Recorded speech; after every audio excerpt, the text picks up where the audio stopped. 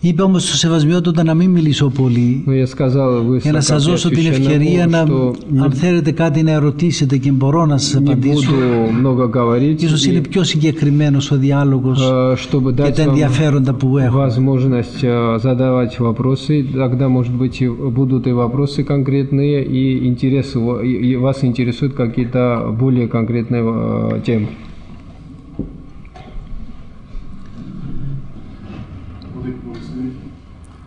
Ефрем, скажите, пожалуйста, что нам советовать нашим прихожанам и самим, чего особенно в сегодняшнее время остерегаться, от чего бегать, какие опасности на духовном пути есть именно сегодня, вот в наше время.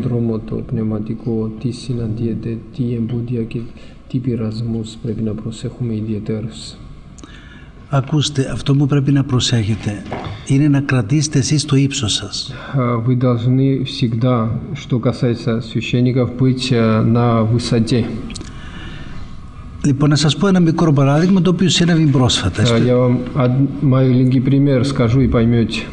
Έρχεται ένας ιερέας στο Άγιον Όρος με 3 προσκυνητές από την Ελλάδα. Один священник грек и с 3 паломниками к нам. Λοιπόν, ήρθε ο προσκυνητής να εξομολογηθεί. И один из них, мирянин, пришел исповедоваться. Του είπα διάφορα και μεταξύ άλλων του ξέρεις πρέπει να νηστεύεις του κιόλας. И говорю, что, знаешь, и между прочим, говорю, что надо и поститься. Λέει γέροντα, τι να νηστεύω μου. Λέει, ο παπάς ήταν στο πλοίο που ήρθε μαζί και έτρωγε εκεί προκλητικά Τετάρτη μέρα τυρί. Говорит, какой пост? Да наш батюшка, сейчас, когда ехали на корабле, говорит, среда был день, очень вкусно, говорит, ел сыр. Και εμείς λέει, τον έχουμε για πρότυπο. А он для нас говорит пример. Λοιπόν, τι να πω εγώ σε αυτόν τον άνθρωπο? Что мне тому сейчас человеку сказать? Να κατακρίνω τον παπά? Буду осуждать священника? Να του πω ότι δεν έχει διάκριση? Сказать, что у этого священника нет вообще рассуждения? Θέλω να πω ότι πρέπει να στέκεστε στο ύψος σας. Во-первых, вы будьте на высоте.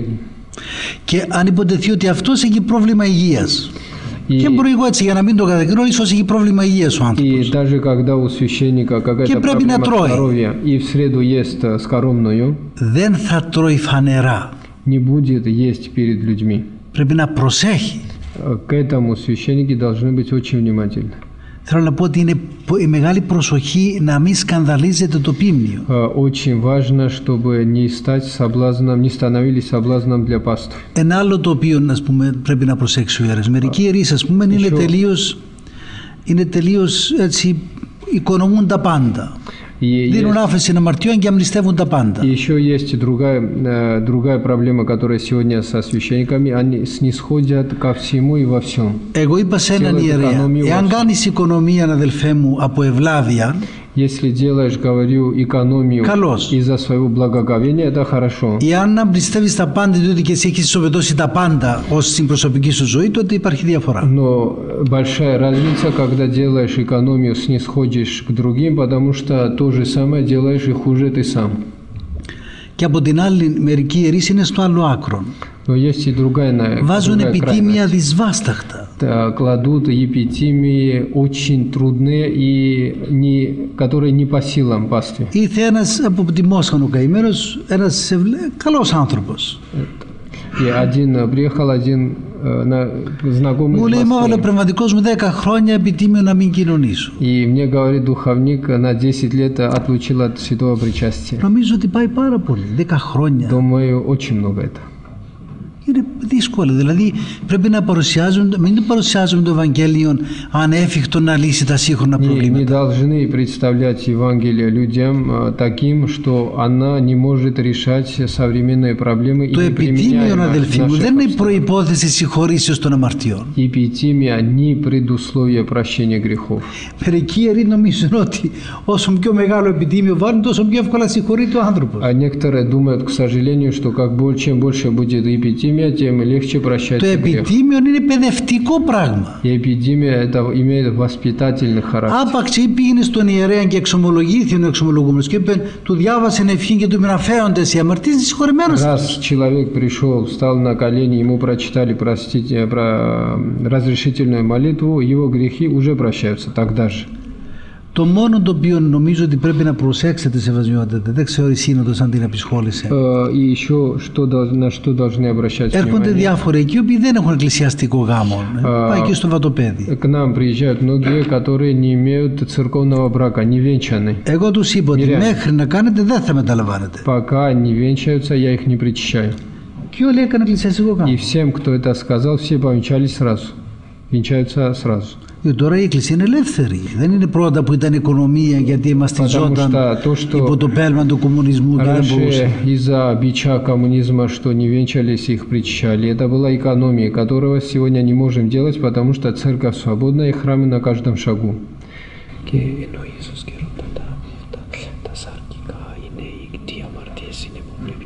δεν μας το ρώτησε κανένας. Δεν μας ρώτησε αυτό. Και εμείς και το ποιμνιού μας, φίλε. Εμείς αυτά πατήσαμε. Скажите, какие необходимы условия для обретения внутренней молитвы людям, живущим в миру? Ποιες είναι οι προϋποθέσεις για να αποκτήσει κανείς εσωτερική προσευχή ζώντας στον κόσμο? Πρέπει να έχετε ένα χρόνο, ένα μέρος της ημέρας, έστω και μισή ώρα την ημέρα. Должны уделять этому какое-то время в течение дня, хотя бы полчаса, чтобы занимались молитвой. Δηλαδή ένας μοναχός έχει έναν κανόνα που είναι 2 ώρες, 3 ώρες. Εσείς βέβαια δεν μπορείτε να το έχετε αυτό, διότι για να είμαστε και προσγειωμένοι βέβαια. Αλλά μπορεί να έχετε 20 λεπτά την ημέρα. Скажем, что вы этого просто не можете сделать, но 20 и 30 минут. Και εγώ νομίζω όταν ο ιερέας έχει αφοσιώνεται στην προσευχή στο σπίτι του, έστω 20 λεπτά την ημέρα, θα βρει κατάσταση πνευματική σιγά-σιγά. Προσευχή και ευχή. И если священник 20 минут хотя бы всецело посвящает себе молитве, Иисусова молитва будет. Βλέπετε, περπατάτε στον δρόμο. Τι ώρα να λέτε νοερό στην ευχή. И когда идете пешком куда-то, умом говорите Иисусову молитву. Και αυτό πάλι σας βοηθά πολύ. Это очень вам поможет. Διότι πρέπει ο ιερέας, επειδή ακριβώς χτυπά το διάβολο πάνω στα κέρατα του, и потому что священник это тот, кто берет дьявола прямо за рога, θα πολεμηθεί πολύ. Знаете, что из-за этого будет его и дьявол бороть сильно. Γι' αυτό πρέπει να έχετε εσωτερική δύναμη να μπορέσετε να αντισταθείτε και να αντέξετε πρωτίστως. Поэтому должны иметь внутреннюю силу и чтобы выдержать его натиски, но и чтобы сопротивляться ему. Ο γέρο Παΐσιος μου έλεγε κάτι πολύ ωραίο. Старец Паисий мне говорил такое. Εάν ο ιερέας είναι αφιλάργυρος священник говорит, если не сребролюбивый και ηθικός, и нравственно чистый, ήδη έχει επιτύχει κατά 70%. Он уже преуспел на 70%. Φαντάσου να είναι και ενάρετος. Он есть еще у него и добродетели, говорит вообще.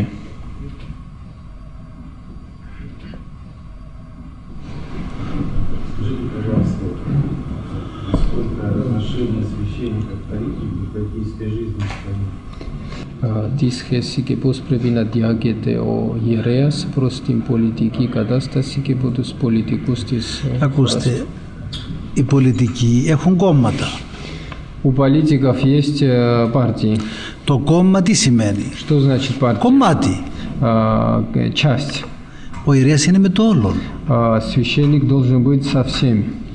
Η Εκκλησία πάντοτε βοηθούσε ανθρώπους σωστούς που ήταν στην πολιτική και τους ενδυνάμωνε. Церковь всегда помогала правильным людям, которые αλλά ποτέ τάσεται υπέρ του ενός ή του άλλου κόμματος. Церковь помогает отдельным людям, которые занимаются политикой и имеют хорошее правильное расположение, их укрепляет и поддерживает, но никогда церковь не выступает за ту или иную партию. Γι' αυτό προσέχετε πολύ, μην ανακατεύεστε και να λέτε μπορεί εσείς σαν άνθρωποι, σαν πρόσωπο να έχετε τη θέση σας, σε κάποιο, να έχετε μια προτίμηση. И поэтому будьте очень внимательны. Вы как люди, может быть, имеете Αλλά αυτό είναι καθαρή προσωπική σας επιλογή. Как и политические предпочтения, но пусть это всегда остается чисто вашим lичным. Εννοούσε και πρέπει να ενδιαφέρεται για την πολιτική κατάσταση και αυτά γίνεται και αν πρέπει ιερείς. Ο ιερέας δεν ενδιαφέρεται για τους πολιτικούς, ενδιαφέρεται για την κατάσταση στη χώρα του, ναι, αλλά όχι να άπτεται των πολιτικών πραγμάτων και γενομένων. Да, священник интересуется политикой настолько, потому что это касается жизни всей страны. Но чтобы вмешиваться или какой-то особенный интерес иметь к политике, это уже не позволяется.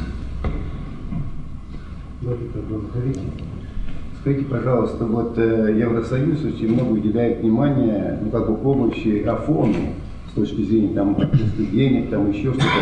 Как в этом отношении состояние монастырей в Афоне? Многие могут соблазниться, и тогда может произойти непоправимое. Что они потом потребуют чего-то от нас? Ну, конечно, допустим, посещение женщин. Τώρα ακούμε ότι η Ευρωπαϊκή Ένωση βοηθάει πάρα πολύ το Άγιον Όρος και δίνει, αν αύριο ζητήσουν και να παραβιαστεί το Άββατο ή κάτι, δεν φοβάστε. Καταρχήν δεν το βοηθάει η Ευρωπαϊκή Ένωση όσο νομίζετε. Во-первых, европейское сообщество не так помогает Святой Горе, как думают.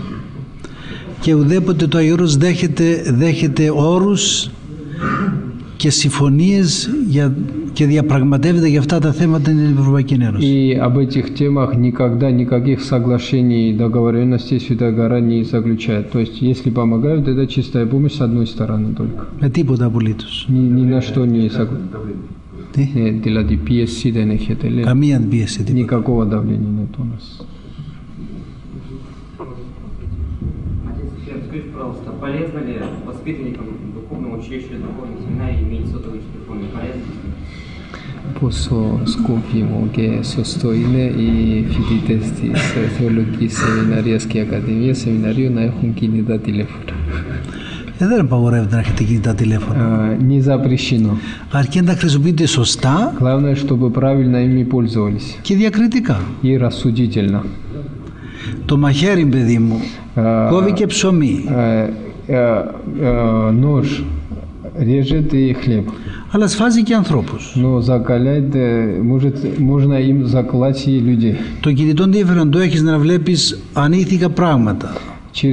Άσχημα πράγματα. Через телефон сегодня можно и скверные вещи смотреть. Τότε κακό κάνεις. Это плохо. Αν το έχεις να επικοινωνείς με τον συνάνθρωπό σου, τότε καλό κάνεις. Если это для общения с человеком, которое нужно иметь, это уже хорошо. Αλλά μερικοί ιερείς μετά το χερουβικό ή στο χερό να μιλούν, όπως είδα εγώ, όχι εδώ, αλλά εδώ αλλού, να τηλεφωνούν στα κινητά, αυτό είναι παράδεκτο. Но то, что, кстати, неприемлемо тоже, это не здесь, к счастью, но в другом месте. Видел, как после Херувимской священник в алтаре кому-то звонит по мобильному? Αυτό είναι ένα φαγητό που δεν χωνεύεται. Это еда такая, которую переварить nельзя. Σωστό. Ένας Έλληνας εξαιρέτος μετά τον καθαγιασμό έλεγε να πει εξαιρέτος και είχε το τηλέφωνο το οποίο ήταν σε ενέργεια. Один священник говорил уже изрядно. Έλεγε εξαιρέτως συνάμα και συνάβεται στο χέρι του, έψαχνε το κινητό να το βρει.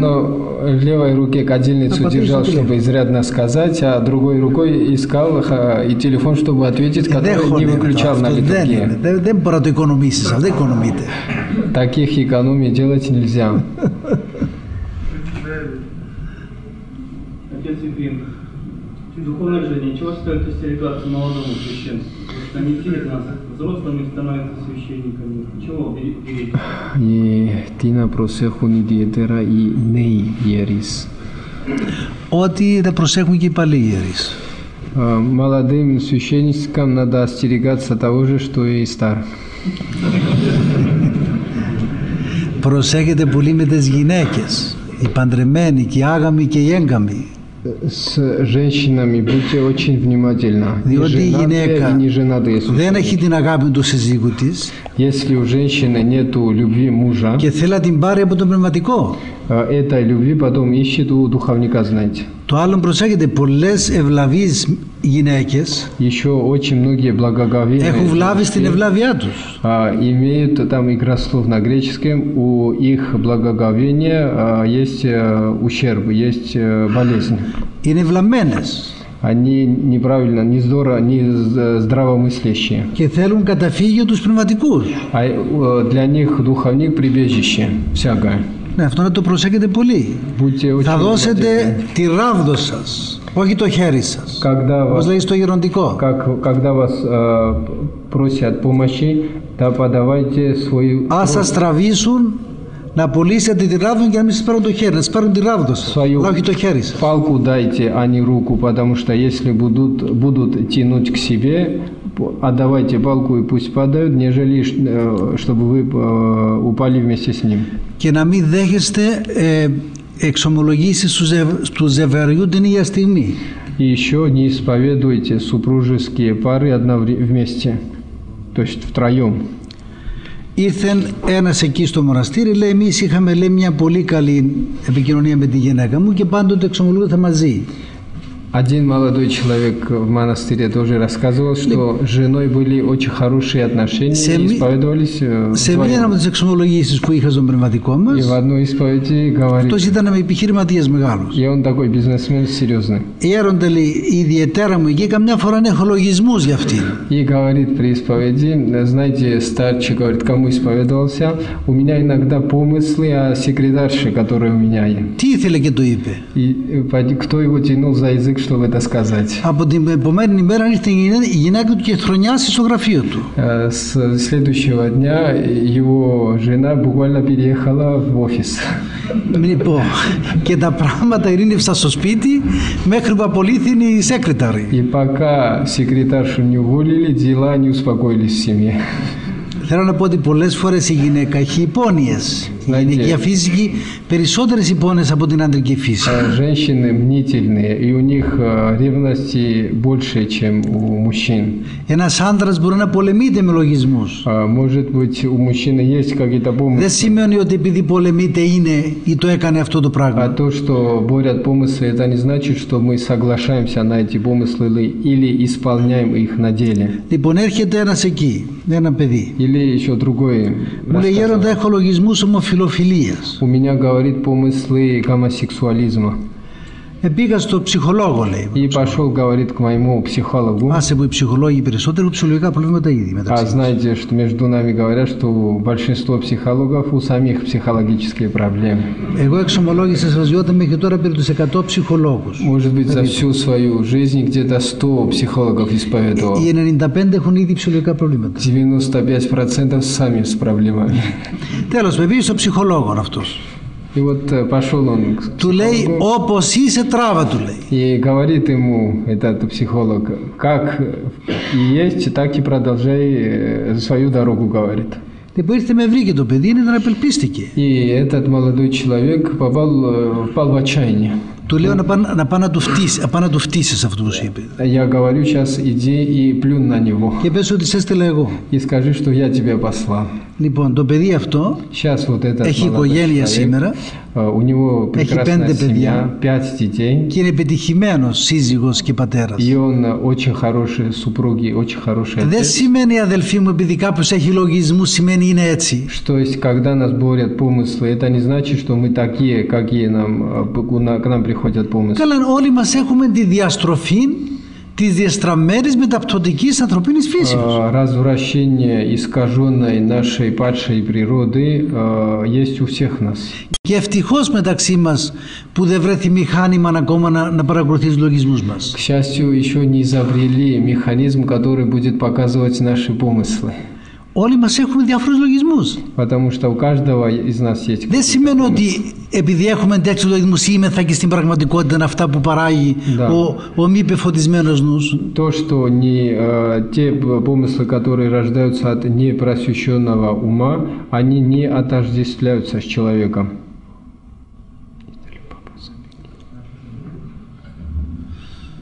Батюшка, скажите, пожалуйста, ваше мнение по поводу вот чего. На протяжении многих веков в греческой церкви, в русской церкви и в иных православных церквях создавались великолепные иконостасы, шились облачения дорогие золотые. И сейчас есть несколько мнений. Допустим, достаточно, чтобы была скромная ризница, или она должна быть богатой, достаточно скромный храм, и он богатый. Является ли вот эти излишества в красоте храма и священничества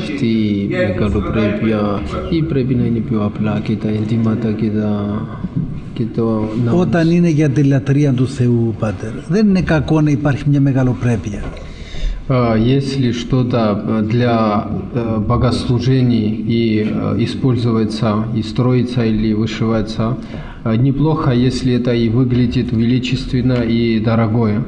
Βλέπετε και στο Άγιον Όρος, η ευλάβεια των μοναχών έκαναν μεγάλα ωραία πράγματα στους ναούς.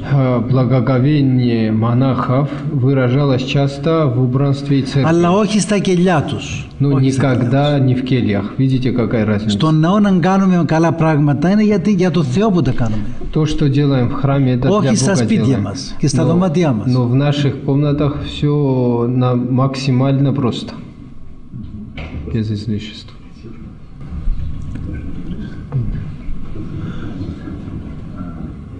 В каждой тюрьме есть храм, и там многие осужденные приходят к вере, крестятся, исповедуются. Хотелось бы узнать мнение после убийства, как допускать таинство причащения. Σε πολλές φυλακές, σε κάθε φυλακή σχεδόν τώρα υπάρχουν ναοί, παρεκκλησία και πολλοί φωνείς και ακόμα έρχονται σε μετάνοια και βαπτίζονται και κοινωνούν. Πώς πρέπει να κοινωνούμε τους φωνείς, πότε και πόσο επιτιμία, πόσο δεν έχει συνταγή, Πατέρ, δεν έχει συνταγή. Готовых рецептов нету. Ο κάθε πρόσωπο είναι μια και χωρισμένη οντότητα. Каждая личность, каждый человек это отдельное Παρόλο που υπάρχουν οι κανόνες στο πηδάλιο, хотя есть в правилах церкви какие-то υπάρχει και ειδικός κανόνας που δίνει την άδεια στον πνευματικών να δει την κάθε υπόδειξη χωριστά. Но помните, что среди этих прочих законов есть в церкви закон, который дает право священнику каждое дело разбирать отдельно. Είχε ένα πνευματικό στην Ελλάδα. Был один духовник в είχε το πηδάλιο σημαζούνται δίπλα του. Был у него всегда педалион рядом. Педалион это книга Никодима Святогорца с правилами церковными. Λοιπόν, άκουε την εξομολόγηση από ένα άνθρωπο. Слушал, когда слушал исповедь. Του λέει, περίμενε, του λέει. Говорим, подожди. Και μπροστά του με τροβιλούσαν το πηδάλιο. И перед исповедующимся листал педалион. Α, τι έκανες, μοιχείαν έκανες, περίμενε να δούμε τι λέει εδώ. Что ты сказал, блуд, и искал на блуд. 7 χρόνια λέει εδώ. А, вот говорит, тебе 7 лет. Αυτό δεν είναι εξομολόγηση, αυτό είναι δικαστήριο. Это не исповедь, а суд. Πρωτίστως να σας ενδιαφέρει η μετάνοια του ανθρώπου. Η μετάνοια. Во-первых, смотрите, и чтобы вас интересовало покаяние людей. Το να κοιτάζετε. Вот смотрите, насколько, какое покаяние у человека. Εγώ σεβασμιότατε ήρθε ένας άνθρωπος ο οποίος έκανε φοβερά πράγματα, όντως. И он очень страшные грехи делал в своей жизни. Λοιπόν, ήρθε με πολύ μετάνοια στο Άγιον Όρος. И очень с большим покаянием пришел на Святую Гору. Λοιπόν, του είπα, θα κοινωνήσεις σε ένα χρόνο. Говорю, причастишься через год. Μετά έτσι έφυγε, είναι προσευχόμουν έτσι. Αυτόν τώρα συμπάθησε, είναι καλός άνθρωπος. Я продолжал молиться о нем. Λοιπόν, μετά από μια ώρα το ξαναφώναξα. И через час где-то его зову опять. Του λέω, αύριο θα μεταλάβεις. Говорю, подготовься и завтра причащайся. Λοιπόν, ο άνθρωπος αυτός μόλις άκουσε να μου λέει πόσον εποθούσα να μεταλάβω, μου λέει, δεν μετάλαβα ποτέ στη ζωή μου. Как говорит, знаете, как я желал причаститься. Αλλά δεν τολμούσα να το ζητήσω. Я так хотел, как никогда в жизни, но не και смел πήγε говорить, δίπλα από την Παναγία την Παντάνασα. И пошел все царицы, которые у нас в соборе. Και προσευχότανε. И молился у той иконы. Λέει, Παναγία μου, δεν τολμώ να το πω στον γέροντα. Αλλά πόσο θέλω να πάρω το σώμα του Ιού σου και το αίμα του. Αλλά δεν τολμώ, είμαι τόσο άχρηστος, δεν να το ζητήσω. Богородица, ты сама знаешь, говорит, как я желаю сейчас тела и крови Христа. Μόλις του το είπα αυτό, μόλις του το ανακοίνωσα, Не смею, говорит. βάλε τόσα κλάματα. И как только я ему разрешил, εκοινώνησε με τόσα δάκρυα. Не знаете, как плакал тогда и на следующий день во Αυτός ο время άνθρωπος σήμερα причастия. είναι σε μεγάλο ύψος ευλαβίας. И сейчас он на высокой степени благочестия, знаете. Όταν εξομολογείτε, πατέρες, Когда исповедуете отцы, να ακούτε τον εξομολόγο προσευχόμενοι всегда слушайте людей с молитвой. και θα σας φωτίζει ο Молитесь, Θεός. и Бог будет вас просвещать, какой ответ дать.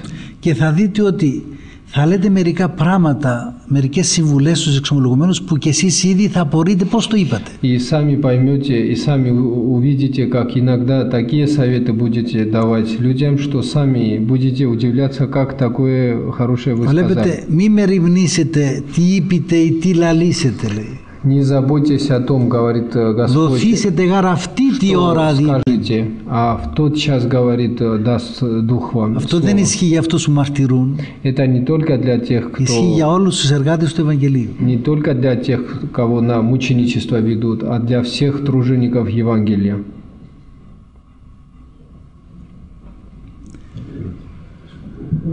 Отец Ефрем, насколько приветствуется духовное образование для монашествующих в Греции? Πόσο είναι αποδεκτή και πόσο χαιρετίζουν τη μόρφωση των μοναχών στην Ελλάδα. Δεν είναι απορριπταία η μόρφωση των μοναχών. Не отвергается образование монахов. Εμένα με κάλεσε σε κάποιο ίδρυμα στην Κύπρο που πήγα πριν από 2 μήνες. Где-то 2 месяца назад был в одном, Ίδρυμα οικογενείας λέγεται. называется фондом семьи на Και Кипре. βγήκε να προσφωνήσει ο υπεύθυνος του Ιδρύματος. И там ответственный один в приветственных словах, в слове приветствия. Και λέει εκεί ότι καλέσαμε τον τάδε καθηγητή του Πανεπιστημίου, τον τάδε δόκτορα, τον τάδε, ξέρω εγώ, έλεγε διάφορους τίτλους. Говорит, там среди приглашенных, говорит, какой-то доктор, какой-то профессор, всех титулы перечисляет. Μετά με κάλεσε να πάω και εγώ στο βήμα. Я тоже потом зашел на трибуну. Λέω, με συγχωρείτε. Говорю, Εγώ δεν είμαι ούτε διδακτορικό έχω, у меня и докторская ούτε диссертация επιστήμονας είμαι, и я не ученый. αλλά είμαι φοιτητής στο Πανεπιστήμιο της Ερήμου. Но я, говорит, студент университета пустыни.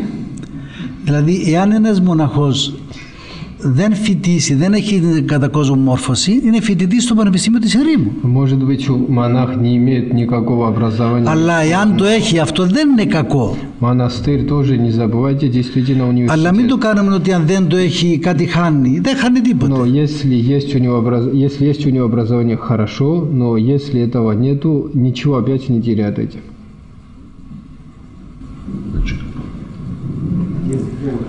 Сейчас в России достаточно сложная ситуация. С одной стороны идет возрождение, с другой стороны демографические кризисы и многие другие проблемы. И есть разные мнения. Некоторые говорят, что достаточно только молиться, допустим, и некоторые говорят, что нужно принимать земные меры, то есть земными средствами. А как бы вы посоветовали людям, живущим в России, священникам, и реально вообще всем, как действовать правильно, как изменить ситуацию? Демографическую проблему как решать, то есть.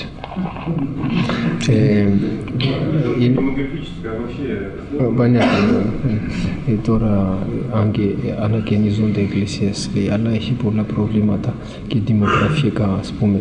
Και πώς αυτά, μερικοί λένε ότι πρέπει να προσεύχονται για να λυθούν αυτά τα προβλήματα, άλλοι λένε ότι πρέπει να καταφεύγουμε και στα επίγεια μέσα. Τούτον έδι ποιήσε κακίνο μη αφιένε.